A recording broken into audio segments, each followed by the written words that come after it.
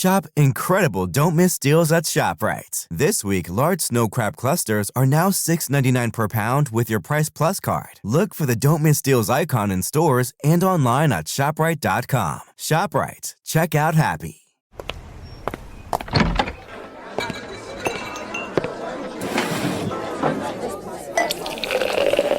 Hey, pull up a chair. It's Hacks on Tap with David Axelrod, Robert Gibbs, and Mike Murphy.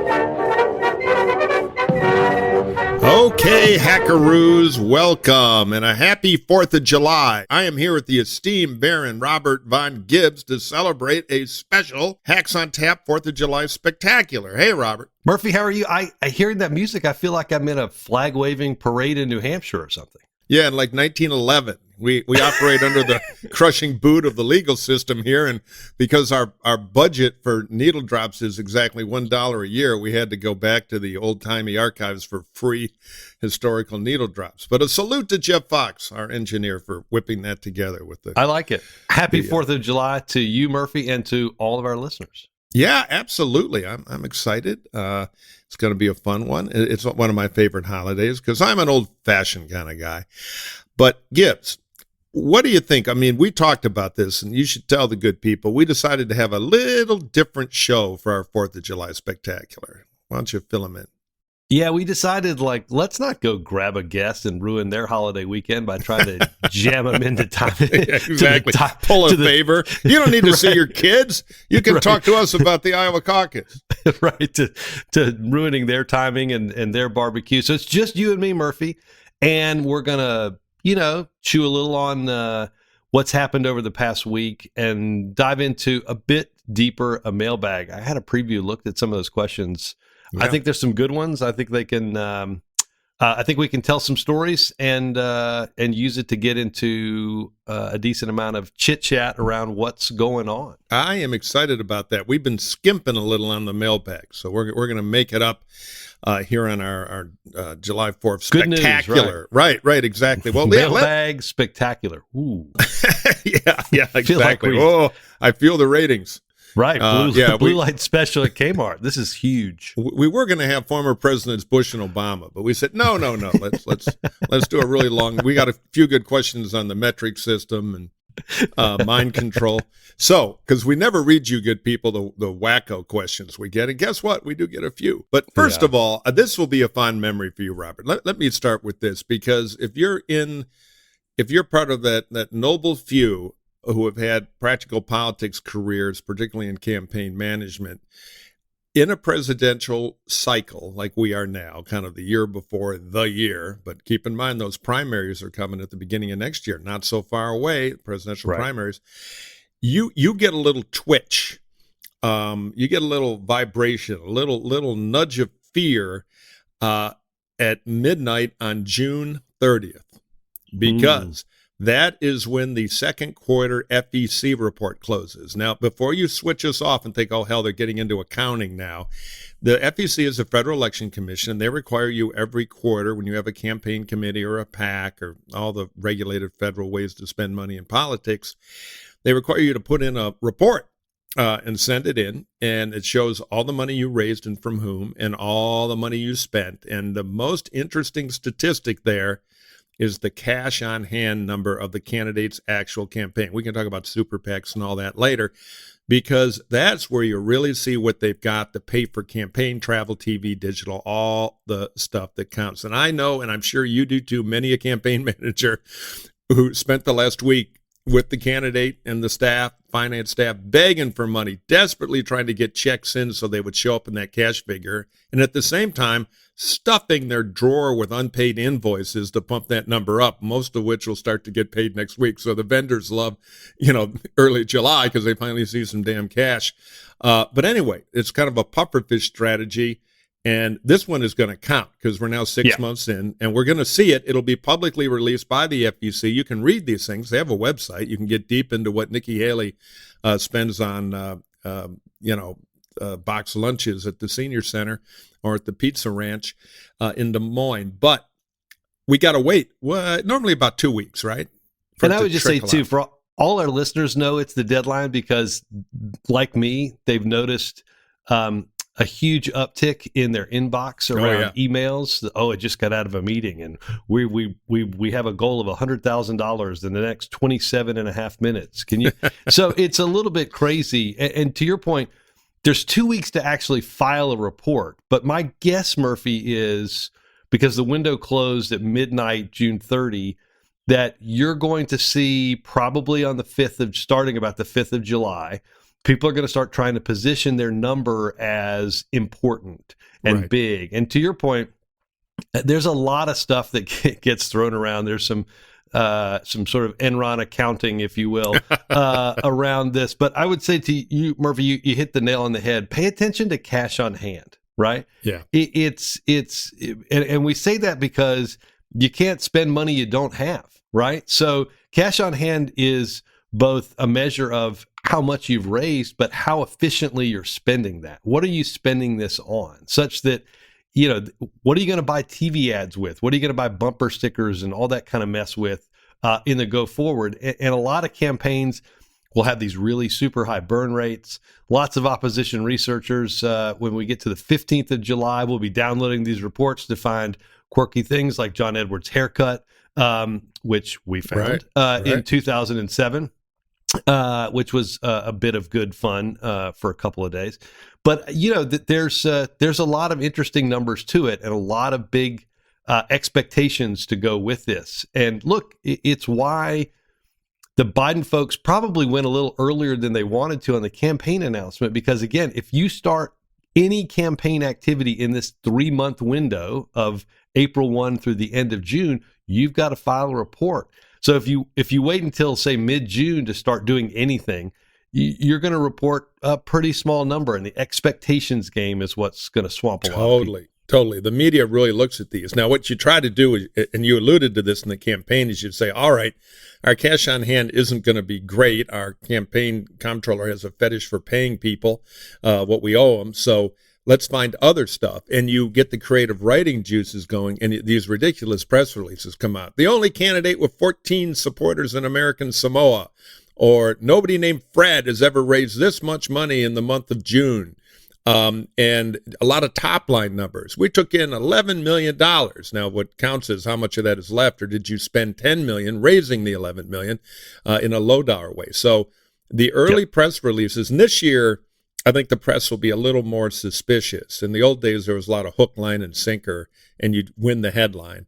Now, I mean, Nikki got jammed up, kind of double counting some money, and I think a lot of people are going to want to wait for the real report. But you're going to see a big cloud of spin, and made even more important this year is we have these stupid Soviet-style controls on the Republican debate sponsored by the RNC, which require people running to show 40,000 donors, which is basically means you spend $20 trying to get somebody to give you $1 by direct mail to get into the debate. It's the most expensive fundraising ever invented, but there's going to be a lot of looking at how many donors, and there's a minimum state thing.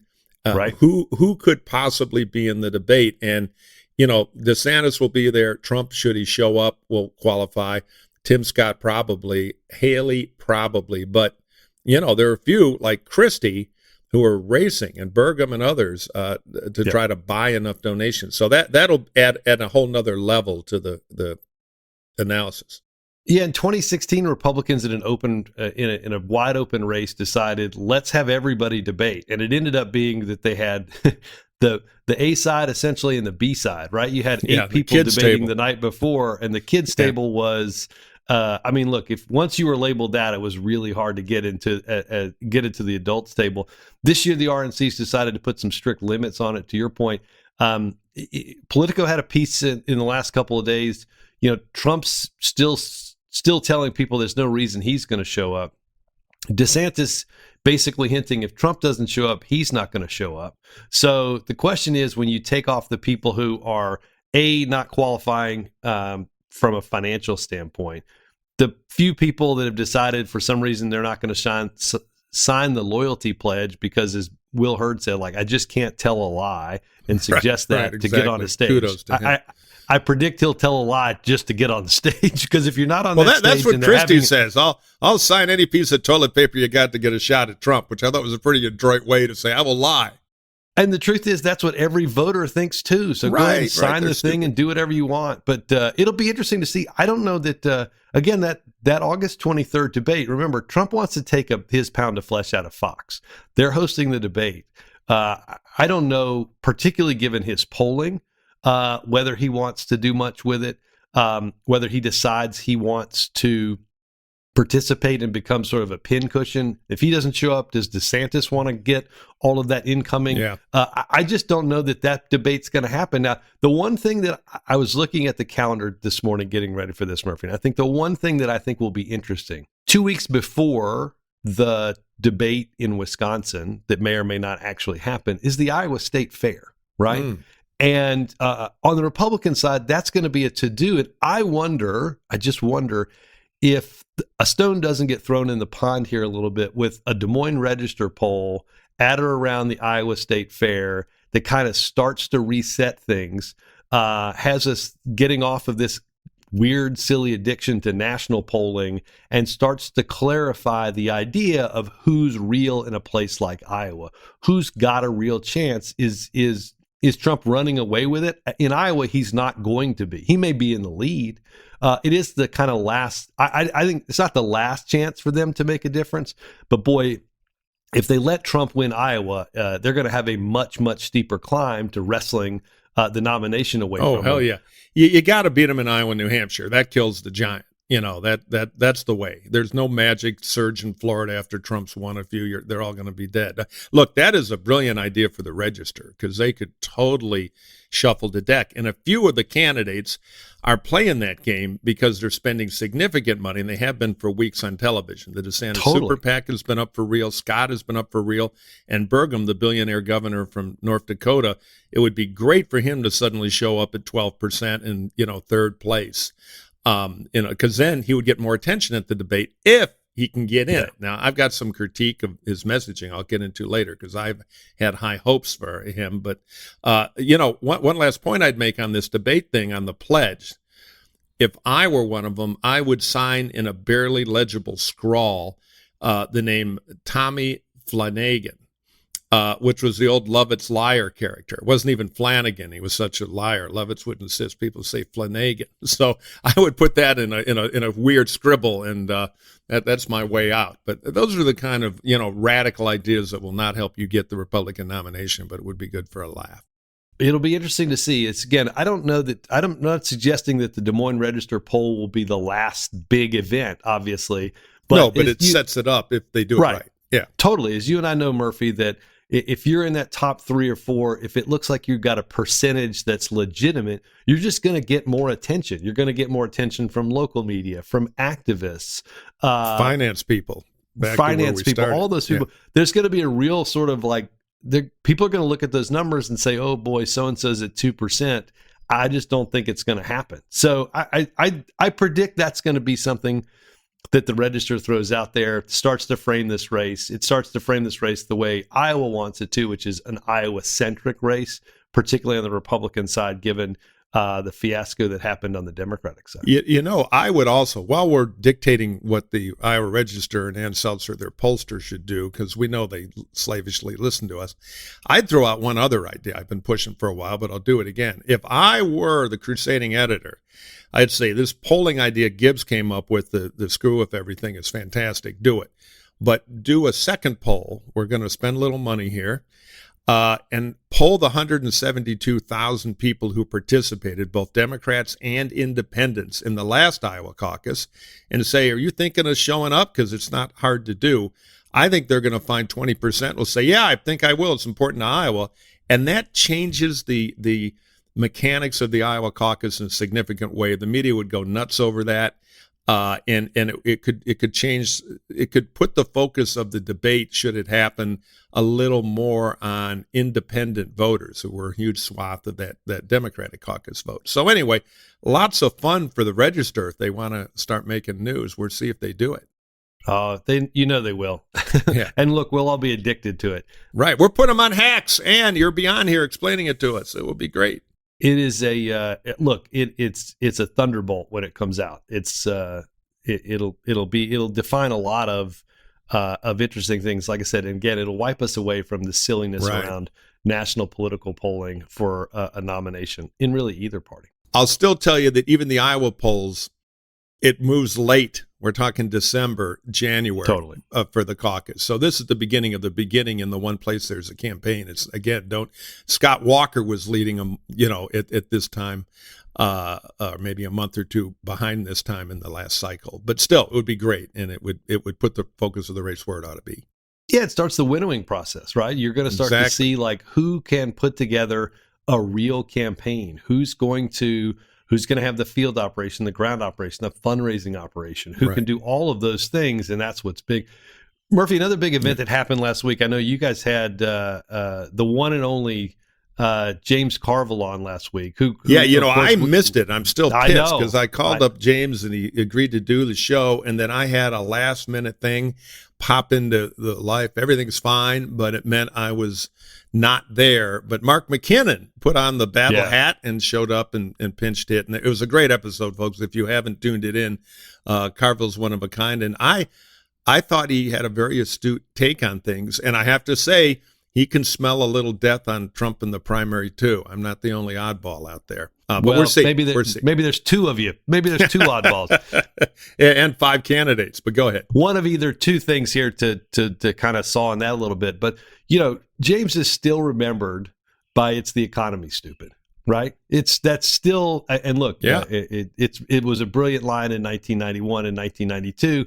Whether or not it's real today, given our wild polarization, but I thought a really smart and interesting move last week by the Biden folks to put a banner around the economy, to call what they're trying to do and the things that they've passed Bidenomics, to both give it a bit of a focused lens by which they'll talk about it, as well as set up the contrasts over the next sort of 18 months or so in this race. Again, I thought it was smart because this race, this debate is coming to them, and they sought to seize that a little bit and to begin to define how people will start to think and talk about it. Everybody from voters to the media. I thought it was a really, really smart move. Again, they know it's coming. Why not sharpen and define it? And particularly right now, when Republicans are out doing, quite frankly, a lot of crazy stuff and not really focused on a bunch of the kitchen table issues that I think eventually it would be smart for them to get around to. Murphy, what did you think? I hated it, but I strategically agree with you. They've got to win the battle of the economy. Right now, the wrong track, which is a polling question we hacks obsess on. Do you think the country's going in the wrong direction? Do you think the country's going in the right direction or has gotten pretty seriously off on the wrong track? Is up there in the high 60s to 70. That is a deadly number for an incumbent president. I don't care if they're running a chicken in a tuxedo against you. You're in a race if you're fighting a wrong track like that. You can ask President George H.W. Bush. You can ask Jimmy Carter. There's a whole bunch of, they got to move that number, and it's mostly driven, not all, but by the economy. So I'm 1,000% with you that they have to engage in the economy. Absolutely. They got to win middle-class economics. I don't really like the branding of Bidenomics in our cynical era. I would be doing Turning Point if I were them, because Biden likes to brag too much. Here are 48 things I've done for you. Reelect me, like all incumbents. I've never met an incumbent who doesn't have an idea for the first spot being, hey, idiots, here's what I did for you. You owe me your vote. But you got to meet people where they are, and they don't believe things are going that great. There are good stats, but it's not the perception. So if I would get Biden out of bragging and into, here's the news you don't know, a couple of good stats. We are at the turning point. So the question going forward is, who's going to win and who's going to lose? Who am I fighting for to bring this thing home? Because those are the big decisions we got to make. And then they go into all their communist, class warfare stuff that you guys love about make the rich pay everything and blah, blah. I hate all of it. But I think that is a better move. Yeah. And starting out with Biden's admitting, hey, I get it. Because I think Biden's biggest problem in the economy is not so much people are cranky about it, though that is a huge problem. His big problem is they don't think grandpa knows. And they don't know if Grandpa's got his hands on the controls here because he's old. So Biden leveling with people a little bit, but declaring a turning point, end of the beginning of the big change. And here's evidence to prove that. But I get it. I know. I hear you. Would be better. Bidenomics to me, I get the pitch for it, but I think they're getting ahead of their skis on that a little bit. Just that phrase, because I think it says bad economy Biden equally well, and that's not such a great subtext. Yeah, it reminded me a bit of in 2012, we grabbed Obamacare from thinking that was Republicans using it as a pejorative and saying, yep, that's it. That's what we'll call it too.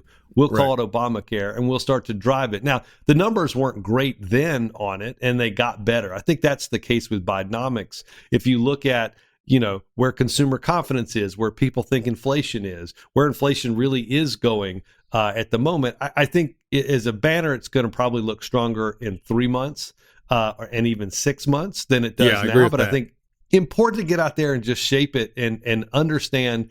And I think it also sort of shows people like, you want to have a debate about this?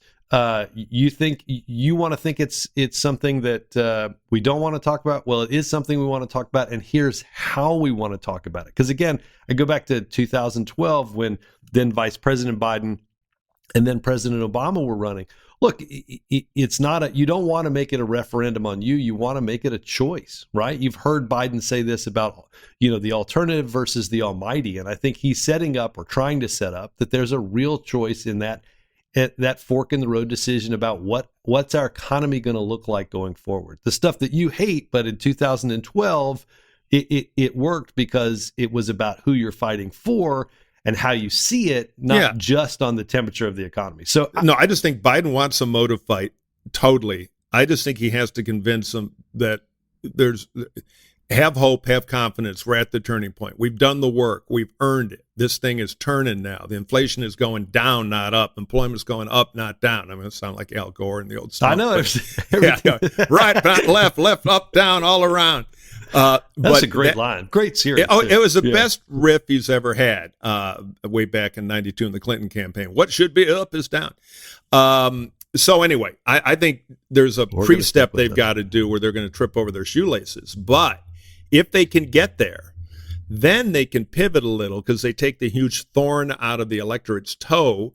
And they can say, now let's talk about the secret plan these guys have. It starts with national police arresting people who want to have an abortion. It starts with the Supreme Court that'll take all your rights away because it's been, zealots, blah, blah, all their stuff, much of which I disagree with. But as you say, politically, they can sell some tickets there. So we will see. It'll require discipline from Biden, too, which is not a long bet I want to make because it's hard to get him off the here's what I did for you. Because, Biden, people forget, Biden's only had one tough election in his career. I'm not counting a party primary. Delaware is a layup state. He's never dealt with a lot of angry swing voters. And he was a sidecar on Obama. I don't think he made any difference there, but he did beat Trump. That was the one. And believe me, beating Trump is an accomplishment. It is not the Olympics because Trump is radioactive and insane. So I just don't know if Biden has the gut for the kind of communication he's going to need to take charge of this thing, show connection, set it up to land on Bidenomics is a lot better than Trump or whomever. I don't think it'll be Trump. Disasternomics. That takes some messaging skill I have not seen from the guy. But we're seeing if he can get a motive fight, he'll score with it. All right, so you sort of laid it in there, and you talked a little bit about Carville too. So let's go ahead. We gotta have our weekly or biweekly fight on the strength of Donald Trump because and here's my exhibit this week, Murphy, is Kevin McCarthy, Speaker of the House, goes on CNBC and has a moment of sheer truthfulness, right? Looking into the camera and says, I'm not sure Donald Trump is the strongest candidate. Obviously, I'm paraphrasing. And I think everybody at Mar-a-Lago went, what in the ever-living blank is going on? And calls ensued and probably nasty texts and nasty emails and whatnot. And sure enough, maybe 3 hours later, he's doing a conservative interview saying, Donald Trump's really strong. Look at his poll numbers. He's stronger than he's ever been. And all of a sudden... Good looking, too. Right. It's just like all of a sudden, I mean, man, I talk about a flip-flop alert, but Murphy, Walk me through, if Donald Trump's in danger of losing his grip, how come everybody is, once they make a messaging mistake that tells the actual truth about Donald Trump, do they rush to the cameras to say, no, I was just kidding. In fact, I not only was just kidding, I was completely wrong with myself, and now I want to set the record straight. Well, Kevin has a particular skill at sliding under a closed door when required. But remember, Putin looked like the strongest guy in the world, and then 2 days later, there are 2 battalions heading north toward Moscow at 50 miles an hour. What drives all that is Kevin's caucus politics inside the Republican conference, where he's basically got 2 groups who hate each other. He's got the core Freedom Caucus radicals who hate him, would love to depose him as speaker, but don't have quite enough power. Then he's got kind of around that's like the pit in the peach, a bunch of MAGA Republicans who are afraid of their base and some true believers who Trump is God, until one day God can't throw a lightning bolt. It'll change in 12 hours. Then he's got another group, not a majority, of regular crusty chairmen, Chamber of Commerce Republicans. You saw some of them went public this week. There was a story, I can't remember if Politico or the Post, about they went out and told the Republican Congressional Campaign Committee, we don't want any of the money we raise to be spent on, Freedom Caucus nutcases, because they're in tougher districts, some of which Biden carried. So he's balancing this act. He knows he's got all the knife and fork eaters, but he's constantly trying to fight off giving a cause celeb to the Freedom Caucus already hate him, so they don't matter as much. But then kind of the soft Trump congressman who still, if Kevin starts sounding like Christie's third cousin, they will go into full revolt. And so his whole life is balancing these factions there to hang on to the speakership by barely any votes. So Kevin's politics are not the politics of the Iowa caucus or the New Hampshire primary as much as they are the insider caucus of the Republican conference, which has a lot of Trump people in it. Now, I think they're a lagging indicator, but, we'll find out. I could be wrong. I mean, we should make a big bet, but I do want odds because I'm out on a limb here. But I just smell they want something new. Now, it might be DeSantis. I think the media's written him off a little too quickly. Could be Scott, who I think is going to do very well in Iowa. And let me take a minute here just to send a heartfelt note to my crush of last month, Governor Doug Burgum of North Dakota. Dear Doug, I loved your video when you announced a Westerner, a real-world conservative from far outside Washington, great biography, telegenic. It was all there. Echoes of Ronald Reagan even. I thought, wow, you've got a real shot maybe to be the interesting guy. And you're a self-funder, so you don't have to worry about neurotic donors and national polls for at least until the Iowa caucus. You can buy a shot. And then what happened? My heart has been broken. You are running for Secretary of Energy. People ask you what time it is, and you want to talk about domestic oil. Good, I'm for domestic oil. Not that much. I just got an electric car, and I love it. Not a Tesla. But I'm waiting for the wider message. You're the hero from the West. You're riding in to save the town from the crazy and remind us of what our conservative principles ought to be. But instead, I'm hearing a lot about drilling for oil in North Dakota. It's a one-trick pony. It's a good issue. It's not a presidential campaign. Now, you've still got time. That $3.5–4 million you've spent on ads in Iowa may indeed give that poll that we were talking about earlier out there a little lift. You may get a second look after your spend. Don't blow it. Get a message. Big, big, big. President, not governor of North Dakota. Nobody cares about the governor of North Dakota. Don't make that mistake. Go big. Grab your opportunity. Time is a wasting. All right. Thank you, Gibbs, for that wow. indulgence, but I had hopes for that guy, and I still do. Man, that was I almost shed a tear there. That was in that music. I can tell. I swooned. Gosh, Jeff, I don't even want to know what the soundtrack is like when he starts talking about Gina Raimondo. So we'll save that for a different day. Let's get into some mailbag questions. But before we do, Murphy, a year ago, everything got roiled by the Supreme Court. And the Supreme Court ended this term with a bit of a bang on LGBTQ plus rights, affirmative action, Biden's student loan program. I don't think that these three individual decisions carry nearly the power that the Dobbs decision does. But boy, I think I'm interested in the fact that I think you're going to see Democrats now for the second cycle in a row run campaigns that talk a lot about the Supreme Court in a way that Republicans used to for 15 or 20 years. Anytime you talk about federal judges, it was a Republican doing it. The approval rating in the court is an all-time low. If you're a justice and you want a free fishing trip, there's probably a donor who's got millions of dollars of private jet, and lo and behold, a case in front of the Supreme Court. So I think you've got a lot. It's a target-rich environment for Democrats to talk not just about what happened this term, but wrap it all in with Dobbs, throw in a little bit of questionable ethics. And I think, boy, you've got a real stem winder for part of your stump speech. Yeah, if you can fix the economy or at least break it even, so your tiebreaker, I think it's all Dobbs. Dobbs is the big issue, and the Republicans are running right into the wood chipper on it. They're taking the bait. The other stuff, though, starts to create, and I alluded to it before, this perception of, for the first time in memory, the Supreme Court is in the business of taking things away, rights that people perceived they had. Now, I frankly would love a thoughtful debate on constitutional law, which is the underpinning of all this stuff, but that's not the way politics works anymore. Now it's my team, your team. They're on the other team. They're a bad team, make a change. So I think the court will have a bigger profile in the presidential than maybe it ever has. And I think that's driven by a combination of things, but mostly Dobbs. And the smart Republicans know this is a problem, but nobody has a plan to deal with it. Well, the not so smart Republicans, which these days you need a pretty big meeting hall to fit them all in on the Hill, love the abortion war. They want to go to the belt with new limitations. And boy, oh boy, that we got a little preview of that in the last midterm. But I think that lesson may be taught again, and it could be the secret weapon of the Democrats, at least in a lot of swing states. All right, hold that thought. We're going to take a short break, and now a word from our sponsors.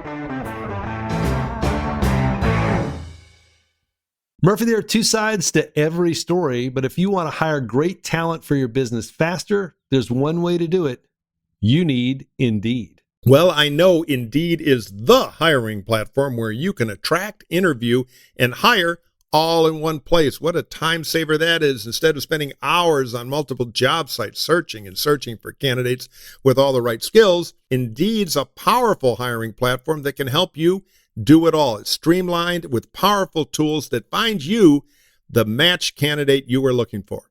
With Instant Match, over 80% of employers get quality candidates whose resume on Indeed matches their job description the moment they sponsor a job, according to Indeed Data US. One of the things that we love about this is it makes hiring all in one place so easy, right? They've got Indeed's hiring platform. Candidates you invite to apply are 3 times more likely to apply to your job than candidates who only see it in search. Yep, I couldn't agree more. I mean, my favorite part of my job is constantly firing people. But then I have no time for hiring people. It just takes too long. And that's where Indeed's high-tech power and efficiency comes in. It's really pretty easy. So it lets the revolving door of the hellish workplace I manufacture work really well. I mean, seriously, Gibbs, don't you find hiring a drag? I love the people I get, but the work is too much. And the idea that Indeed kind of combines everything is really great. And being cheap, I love the fact it's the only job site where you only pay for applications that meet your must-have requirements. That filter saves you so much time. Murphy, Indeed does the hard work for you. Indeed shows you candidates whose resumes on Indeed fit your job description immediately after you post them so you can hire them faster. Join the more than 3 million businesses worldwide that use Indeed to hire great talent fast. Start hiring now with a $75 sponsored job credit to upgrade your job post at Indeed.com/hacks. Offer good for a limited time. Claim your $75 credit. You get real value for that right now at Indeed.com/hacks. Just go to the website, Indeed.com/hacks, and support our show by saying you heard about it on this podcast. Indeed.com/hacks. Terms and conditions apply. Need to hire? You need Indeed.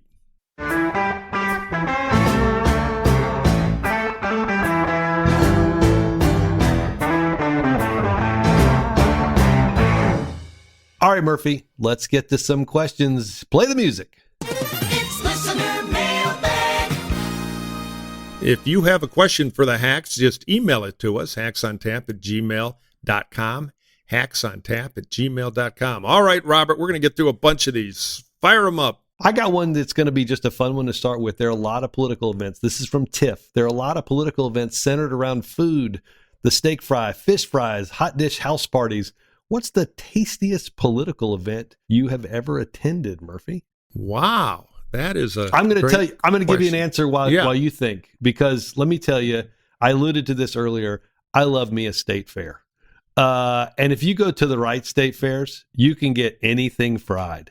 And on it's true. You can get an engine block fried. Both between the Illinois State Fair, where they have each of the parties comes and has a day where they do speaking, or the Iowa State Fair. I got to tell you, Murphy, I must have eaten 30 pounds of fried cheese, fried Oreos, fried Twinkies, fried Snickers, all of those things. I mean, I remember the Illinois State Fair driving around in a golf cart. Yep. I had a golf cart, which was good because by the end I couldn't walk. Right. And I just ate everything that was fried and dipped in chocolate and covered in it was glorious. The fish fry is in South Carolina with Jim Clyburn is good, but I'm going to say state fairs.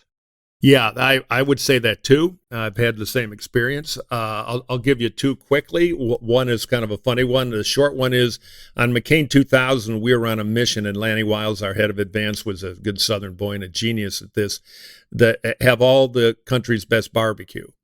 It was, we'd either go there or it would be sent to us in the hotel or whatever. Oh my God. I almost fist fights broke out over mustard sauce versus tomato base. But anyway, I had a real barbecue education. And one of the great barbecue cooks of all time was the late great John McCain, who loved to grill barbecue up in his little getaway in Arizona. And I have a lot of good memories of that. I'll tell you one fast, funny story. I can't name the place because I like being alive, but in a northeastern area, we went to a little restaurant. Not that little, but incredibly good and just remarkable. Some local, I'll call them characters, and there's some drinking involved. And now it's 2:30 in the morning, and Gasp. we're in a place where you can't get a cab that late. So one of the gentlemen who was, I think, in a very organized line of work, said, "Don't worry, we'll get you a ride." And there were like 8 of us. A call was made, and 2 gypsy cabs pull up, like Chevy Caprices without paint, but notice they had identical, very noticeable dents on the side, and the license plates appeared to be identical. And one of the knowledgeable locals said, "Yeah, they're using the switch cars. Come on." And so I want to thank the one of the 5 organized groups that gave us a ride home that night. And the food was unbelievable. And yes, it was Italian food. Oh, I see the questioner wants to know the worst. In South Manchester, New Hampshire, there's the French-Canadian quarter there, which is politically very active. And there, I won't name it. There's a famous restaurant, and I was goaded on the trail to try poutine, which is a delicacy. Oh my God! Poutine. Well, I had That some stuff's poutine. good. Oh God, it almost put me in the hospital. I needed a heart stent an hour afterward. And It's I like, got sick, and man, it was terrible. cheese curds and gravy and all that sort of. Oh man, sign me up, Murphy. All right, next time maybe we'll do a live Hacks on Tap during the primary, and I'll take you there and see if you can handle that stuff. I'll be There having you go. toast. All right, well let me see. Boy, we have so many good questions. Going to try to get through a bunch of them. This is another story one, like the food. This is from Pat. Pat says, "I was in line to meet my congressperson recently, and I remember chuckling at the cast of characters with me. What's your favorite funny story from meeting constituents?" Well, there are a lot, but I'll remember one of the very first races I did. I was still a student at Georgetown, and there was a member of Congress from the Long Island machine who was in real trouble. That's used to be quite a Republican organization there. So primaries were unheard of, but this was Congressman Bill Carney of Fishtail, the old 1st District. Because of controversy over the Shoreham nuclear power plant, which he supported, he barely won a primary in machine Republican Long Island. So I got a call from the great Maxine Fernstrom, No consultants wanted to really do the race because they thought Carney was going to lose.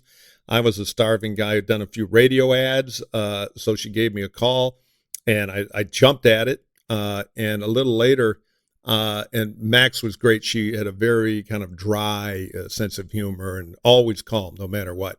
Anyway, she called back a few days later, so I could meet the congressman on the telephone.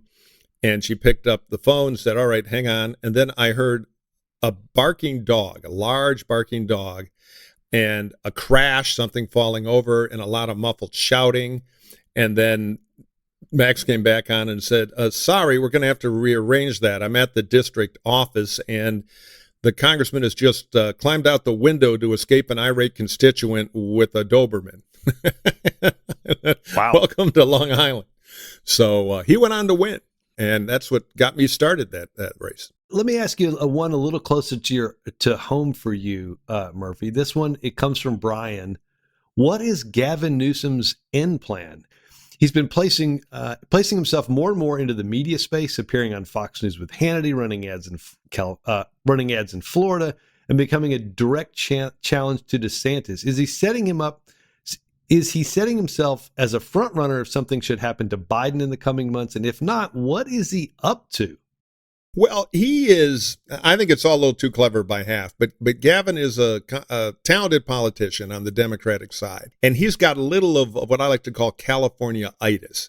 Having worked the East Coast forever and now living on the West Coast, I've kind of seen it from both ends. And what California-itis is, you're sitting there, you're governor of California, which is like being president of France. You have this huge, massive thing that you're in charge of. Yet you've got a mountain range and a lot of desert between you and the East Coast punditocracy elites who tend to look out to California, think Jerry Brown, and roll their eyes. So he is trying to get on the radar screen for the future. He's in his second term, not a lot to do in California, and there's a little bit of the Rodney Dangerfield. I don't get any respect. So they're doing campaigny things. They run ads. They're trying to pick fights. They're just trying to become nationally famous among Democrats as a hope for the future kind of guy and not be out in the California desert, so to speak, as far as attention from primary voters across the country and opinion makers. I don't think he is hoping for anything bad to happen to Biden. I would be shocked. But he does want to get in on the action and be mentioned as a post-Biden contender, because the minute this presidential race is over, and I think maybe even during it, the media noise machine will move on to who's next. And he wants to be in that game. So he's doing a lot of unconventional things to get noticed because he thinks otherwise he'll be lost out in California. I think that's what he's thinking. It would bug me if I were the White House political director. It's like, take a breath, see you in a year, go be a great surrogate for us. And I think he's trying to do some of that, but it does look a little grasping and clumsy to me, but I get the problem, which past presidential wannabes, Cranston, you can go down the list, obviously Brown, from California have faced trying to get into national Democratic primary politics. Okay, Gibbs, here's an ironic question from Bobby. Do you think Biden will debate RFK Jr.? If you don't think it is bound to happen right now, then what percentage in the polls does RFK Jr. have to force a debate?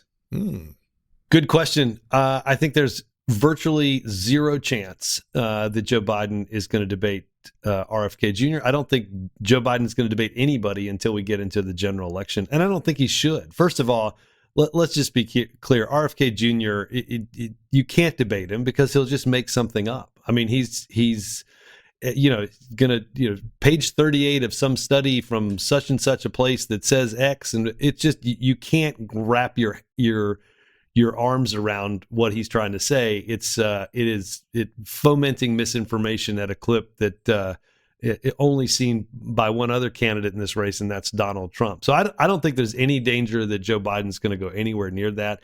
I don't actually think there's going to be any need to do that because, and we talked about this with Maggie and Jonathan Martin a couple weeks ago, there may be some bumpiness around the fact that Biden doesn't put his name on the ballot in Iowa and New Hampshire to protect the new status of South Carolina as first in the nation. But I just don't see that there's going to be an apparatus or a need to get into that debate. I think this is going to be wrapped up pretty quickly. And look, the only people that are supporting RFK Jr. are also people that are supporting either Ron DeSantis or Donald Trump. Don't make no mistake that the energy that he's getting, energy's in air quotes, and the attention that he's getting is because some rich conservatives are trying to play funny business with the primary.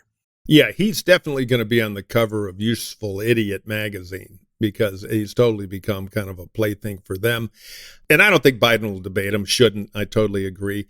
I do think that RFK Jr., be clear, is getting more famous, and that's not so good for him. The second and third look are a lot worse than the casual knowledge of the name. So he's also getting expectations because he's been so noisy. So while there is an opportunity for somebody to get a little protest anger against Biden in New Hampshire, I think he's going to implode, and I wouldn't debate him. I wouldn't give him that oxygen. I'd let him keep imploding. And now, a word from our sponsors. You know, the only downside to working on Hacks on Tap with my dear friends Robert Gibbs and David Axelrod is Axe will not shut up about the Helix mattress. I mean, I'm not kidding you. He goes on and on and on about how much he loves it, how well he sleeps. So I made a call to Chicago, and a call was made to the Helix people. And Robert, I am now the proud owner of a Helix mattress, and I hate to say this. This makes my head explode, but Axelrod is right. It is a spectacular mattress. Now, explain the secret to it, because the personalized aspect of the mattress is what I think makes it so great. Because we know everyone sleeps differently. That's why Helix has several different models to choose from, each one designed for specific sleep positions and feel preferences. Models with memory foam layers provide optional pressure relief if you sleep on your side like I do. Plus, enhanced cooling features keep you from overheating at night. The Helix lineup offers 20 unique mattresses, Murphy, including the award-winning Luxe collection. I bet you've got a few of those. The newly released Helix Elite collection, probably also up your right up your alley. A mattress designed for big and tall sleepers, and even a mattress made just for kids. So how will you know which Helix mattress works best for you and your body? You take the Helix Sleep Quiz and find your perfect mattress in under 2 minutes. And I just cut, by the way, Robert, I didn't even need 2 minutes. I just went right for the Adonis mattress, and it's been a perfect match. Well, and after you pick that mattress, Murphy, your personalized mattress is shipped straight to your door free of charge. Helix knows there's no better way to test out a new mattress than by sleeping on it in your own home. That's why they offer a 100-night trial and a 10 to 15-year warranty to try out your new Helix mattress. Yeah, you know, I'll tell you, I'm deep into my 100-night trial, and I'm keeping the thing. And one reason is that the mattress stays strong. You know, some kind of bend down and get a little flattened out or whatever. No, this thing is resilient, and it's as comfortable now as the first night I tried it out. So they offer that 100-night trial because they are confident, same with the warranty, that you're going to like it, and I think they're making a smart bet. Helix is offering 20% off all mattress orders and 2 free pillows for all of our listeners. Go to helixsleep.com/hacks. This is their best offer yet, Murphy, and it won't last long. With Helix, better sleep starts now. Helix.com/hacks. Go purchase a Helix and thank us later for the best night's sleep of your life.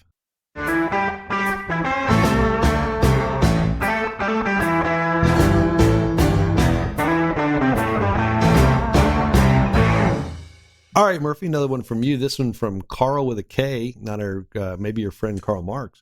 DeSantis recently released an ad bashing Trump for voicing support for the LGBTQ plus community. Do you think in 2023 this issue really has support? I think most young people, including Republicans, absolutely support the LGBTQ plus community. What say you, Murphy? Oh, I think Carl is right. As demography moves and older voters go to the great precinct in the sky, younger voters are very pro-gay rights. So this thing has been moving for a while. In the Republican Party, it's changed dramatically. Now, there still are nooks and crannies of older conservative primary voters on the Republican side of the faith community, but it's a sliver of what it once was, and that's great progress for America. I thought the DeSantis, I think it was a super PAC ad, was very strange. To say the least. It was weird on a lot of levels, so I don't quite know what's going on there. But I don't think it accomplished anything they were hoping it would accomplish, unless they wanted an insanely weird ad out there to glue to DeSantis, who's weird enough, doesn't need this to help. And I don't understand. I guess this is what you have to do, Murphy, which is you're going to run to the right of Donald Trump. I don't really get how that works in a general election. I don't really get how that works. You pop up and you're the nominee and you've positioned yourself as crazier, kookier than Donald Trump. It's a very interesting political strategy, and one I'm not sure works well at all. Very strange ad. Gibbs, for you, Gertrude wants to know, House progressives, boo, are calling for changes to the Supreme Court after they handed down a slate of decisions affecting affirmative action, student debt cancellation, and LGBTQ plus protections. Do you think they will actually change the format of the Supreme Court? And this is mostly, correct me if I'm wrong, expand the court, right? More people. I think so. I think that's what. Look, I think it is safe to say that's certainly not going to happen in the next few years. It's certainly not going to happen with Joe Biden, former Judiciary Committee chair, who's every bit sort of a traditionalist when it comes to Supreme Court. The one thing I think would be interesting, Murphy, is do you get eventually something around the edges of this, which is Supreme Court term limits? And I'm not sure term limits are a hugely popular thing writ large, but and there's certainly places that have tried them, and it may or may not make government all that more effective. But I do think the idea that presidents are term limited, members of Congress can be voted out, but boy, once you support or appoint a Supreme Court nominee, they're there until they decide to walk away or they pass away. And I wouldn't be surprised, particularly given what's going on now. I mentioned this earlier. The number of people that approve of what the Supreme Court is doing is at an all-time low. It's way, 20, 30 points less than it was just 2 years ago. A bunch of that's the Dobbs decision, what you said, Murphy, which is the court's now in the business of taking things away that for 50 years they had added. And then again, I do think there's some real ethical concerns around what Clarence Thomas has done, what now Justice Alito has done in taking these trips from wealthy donors, again, all of whom have business in front of the court. I mean, if they were in politics, they'd be in just a full-on firestorm based on some of that stuff. So are we going to pop up and have 13 Supreme Court justices instead of 9? We're not. But term limits is something I could see. I'll just add a footnote on the Alito thing you mentioned. I wasn't on the plane, but I know Paul Singer. He's a good guy, and he's one of the largest supporters and has been for years of marriage equity. And I'll bet Alito got an earful on that issue. So that door might be swinging both ways as to what Paul Singer cares about on the court. Jennifer asks Murphy, I'm genuinely puzzled when I hear a Republican say they don't necessarily love Trump, but they'll still vote for him because they like his policies. What policy platform did the Trump administration articulate? Well, it was more subtext. It was, we're going to get those bastards. That was pretty much the policy platform. But careful. Voters love to talk about policy, but they're misleading you, Jennifer. Voters vote for all kinds of cultural cues and other things. And there are a lot of Republicans who don't necessarily love Trump, but boy, they love hating his enemies. And so it's kind of like Red Sox fans who may quietly really dislike the pitcher, but that doesn't mean they're going to put on a Yankee cap. But there's, I believe, cracks in that foundation. It's not so much about policy right now. People are exhausted with Trump and the Republican Party, and they think he's going to lose to Biden, and they don't like Biden. So I think Trump is pretty vulnerable. You've heard me talk about that before. So I would say in a larger sense, the Republican Party is in a policy crisis now because a lot of us traditional conservatives are not crazy about the populism, which is really what Trump came out of. You look at spending and the fiscal issues we care about, Trump's record, not so great. And the question is, will we evolve beyond that? Will we get kind of a Trump-light imitator like a DeSantis? Or will we get Trump again? And we're going to have a huge, hard-fought primary to sort that out. So, Baron Gibbs, this is from Pete. I don't think it's Buttigieg. He's been a little busy lately. Pete wants to know, All this talk of classified documents and protocols for accessing them are overwhelming. Did any of you have security clearance? And if so, what was it like to get that? And what was the process for accessing classified documents and then returning them? And I've seen your guest bathroom, Gibbs, in the mansion. You have literally wallpaper of classified documents. I know you'd love to keep a few. Pete, this is a great question. I'm going to give you a very short answer, but yes, and if Axe was here, he would say this as well. Axelrod and I both had security clearances from our time in the Obama administration. You have to fill out a pretty long form about who you are, your travel. You go through a background check. You put in a lot of information about places you've lived in, jobs you've had, clients that you've had. The FBI calls around to different people that know you and asks a series of questions. They're trying to figure out if you could be compromised, is the short of it. And then you get a top secret clearance. Axe and I both had a clearance level above top secret, which is called SCI, and it's basically for compartmentalized intelligence. And what that means is it may be say we're in the Situation Room, you're in an SCI meeting, which is it's a classified top secret meeting on Afghanistan, but there may be parts of say Afghan intelligence that's even more highly top secret or more highly classified than even just the general stuff. And I'll tell you a quick story about that. That's an even more rigorous process. You go into the last thing you do, Murphy, is you go into a room. You walk into this room and you notice there's about 12 portraits on the wall. And you start looking around and you realize these guys all look familiar. And then in walks the FBI agent and they say, do you notice the portraits on the wall? And you say, yes, they all look very familiar. Because they're all convicted former spies, Murphy. and the FBI guy says, we're about to give you a clearance. You're about to get access to information that people want and people will pay a lot of money for. Right. And we have room on the wall.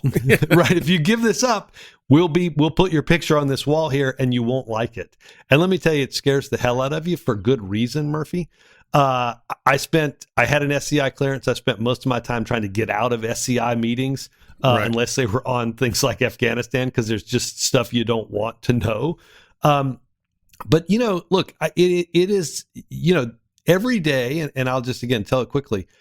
You get information that's marked top secret, and it's in a special folder. And inside the press secretary's office, there's an enormous safe. And if any of that information or those documents don't go back to the Situation Room that day to be shredded and burned, you have to put those documents inside of your safe. And I cleaned that safe out when I left the White House, and I gave everything either to the Situation Room to burn or to somebody on the National Security Council to keep in their safe. So it's not hard. What Trump did is bad. It endangers the country. It endangers sources. There are mistakes that get made. But in Trump's case, it's pretty obvious. He was trying to keep these documents in a way that you just shouldn't. Oh, totally. It's an affront on so many levels. And, he's a lawless thug. I never had an official's White House security clearance. I never worked officially in the White House. I worked for presidents before. I did do one cool super secret thing, and I can't talk about it. But my code name was the Chicken.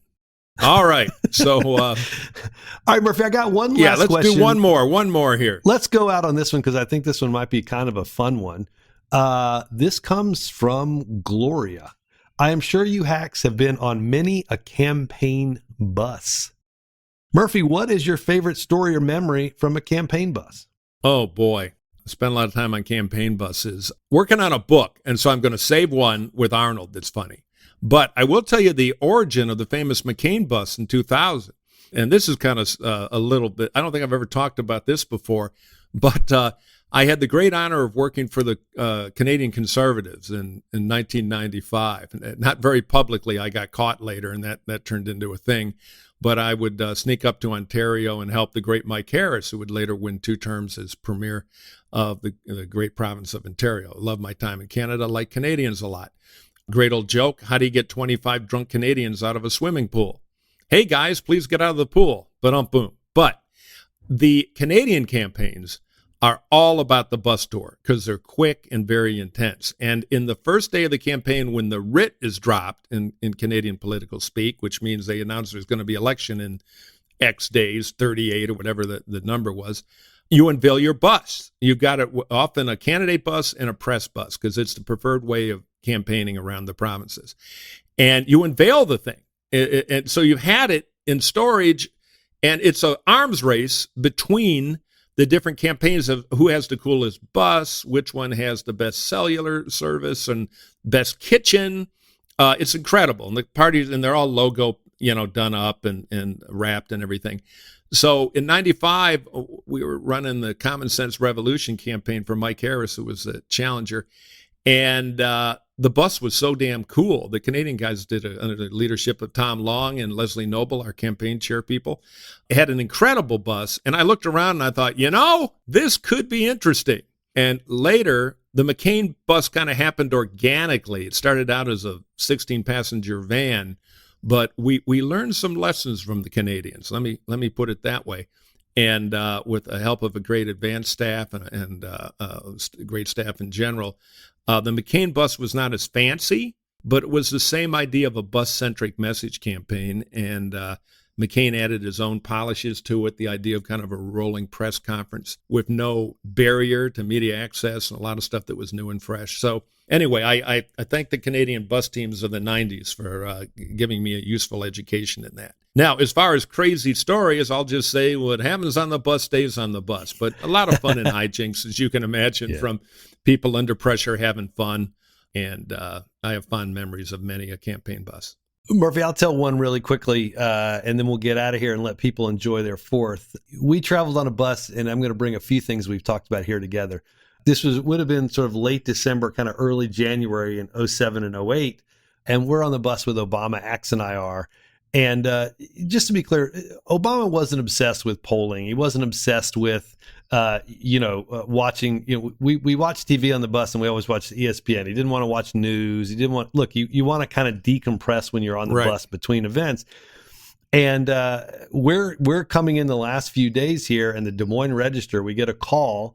The Des Moines Register's last polls come out, and we're ahead. And we're all sort of sitting in the back of the bus. And of course, Axe and I do what Axe and I should be doing is, as campaign hacks in the middle of this, we start obsessing about it. We start thinking about and talking, well, this could happen. And what about this? And we got to think about this. And Obama looked at us and said, get out of my end of the bus. And we kind of looked at him and he's like, I don't want to mess with this stuff. You guys go to the other end of the bus. You guys do all that stuff. I just leave me alone. I don't want to get, I don't want to get all this stuff bouncing around in my head.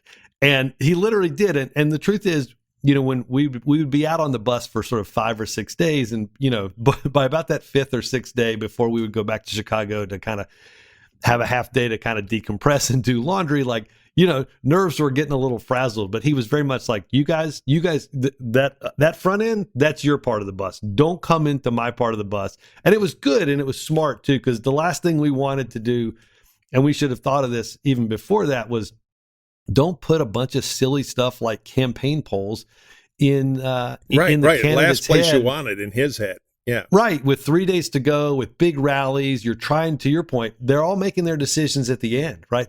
This is about closing the deal. That one rally could make a big difference in Dubuque. That one rally could make a big difference somewhere else. And so he was smart, kicked us out. We went to the front of the bus to Obsessed. He sat in the back of the bus, continued watching ESPN. Iowa worked out pretty well for us. And they never let you back. Great. Many people say that was the secret to the Obama. In fact, later they got you a minivan to follow the bus, so you wouldn't drive them crazy every day. We had good times on the bus. It was nice to. We weren't as we didn't do Straight Talk Express. You get on that bus and boy, you just almost immediately pass out, and between events catch a little nap before you have to go back. Well, we would often nap while they were asking the questions. That was always our little bus secret. And Todd Harris and some of the old road dogs from the bus in 2000 remember, when we had to give McCain a break, we would bring up the foreign press.